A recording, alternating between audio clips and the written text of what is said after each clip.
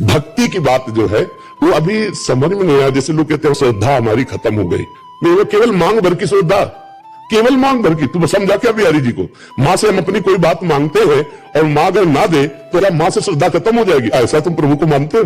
अगर ऐसा मानते हो तो ये शब्द कैसे आ जाएगा कि मेरी भक्ति कम हो गई? तो हम किसी भी तरह ये नहीं देख पा रहे हैं कि आप प्रभु से मांगने के अधिकार को पुष्ट कर सकते हैं।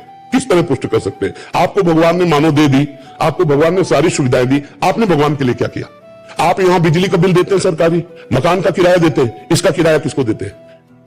जो हमारे भगवान ने गर्भ में सृजन करके तुम्हारा इतना सुंदर रूप दिया, क्या इस मानवदेह का किराया नहीं है? आप विचार करो, हर श्वास नाम जप करो। मांग ऐसे रखी जाती है। हम प्रभु इस घर गृहस्थी में बहुत सी आवश्यकताएं होती है। आप सर्वज्ञ हो, आपसे हम क्या कहें, फल रहा नहीं जाता, इसलिए आपसे कहते हैं कि अगर ये व्यवस्थाएं ऐसे चलती तो नाथ आपके भजन चिंतन में भी हमारा मन लगता और सुखपूर्वक जीवन कट जाता। होगी तो हमें लगता है भक्त के भी कभी कमी नहीं होगी, ना भक्ति की कमी होगी और ना भक्त की कमी होगी। ये पक्का विश्वास कर लो। हम लोग भगवान को कुछ अपना नहीं मान रहे, फिर मांग रखते हैं तो भाई ऐसे कैसे हो जाएगा? बिना मांगे उन्होंने बहुत कुछ दे दिया है, उसी का सदुपयोग नहीं कर पा रहे हैं। कि हमें प्रभु के सामने रोना चाहिए कि हमारी थोड़ी बुद्धि शुद्ध कर दो, हमें थोड़ा भजन दे दो, थोड़ा अपना प्रेम दे दो, थोड़ा नाम जप दे दो। संसार की वस्तुएं क्यों मांगे? वो तो कर्मानुसार मिल ही जाएंगी। और अगर मांगने तो फिर आपको अनुष्ठान करना पड़ेगा, या तो करना पड़ेगा या होना पड़ेगा, और नहीं फिर होना पड़ेगा। ऐसे भक्ति भी चली जाएगी और हमारा भाव भी चला जाएगा, नहीं चला जाएगा।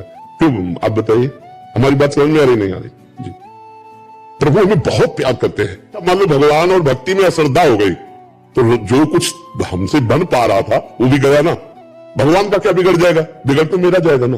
भजन छूट गया, भक्ति छूट गई, श्रद्धा चली गई तो हमारा मन और वैसे ही कुमार्गामी। जब भजन में बैठते हैं तब कुमार्गामी होता है, और जब भजन नहीं करेंगे तब तो कुमार्ग में ले ही जाएगा। इसलिए भाई जैसी भी परिस्थिति दुख सुख की हो भोग लो, नाम जप करो और भगवान से प्रार्थना करो कि हमें दुख सुख सहने की सामर्थ्य दो। भजन नहीं, कोई भजन नहीं तो कोई नहीं पूछेगा, ना इस लोक में ना लोक लोकांतर में, कहीं कोई पूछने वाला नहीं। तो हमें लगता है भजन मांगो, भजन खूब नाम जप करो, खूब भगवत चिंतन करो। देखो अभी माया मारी घूमेगी, मारी घूमेगी।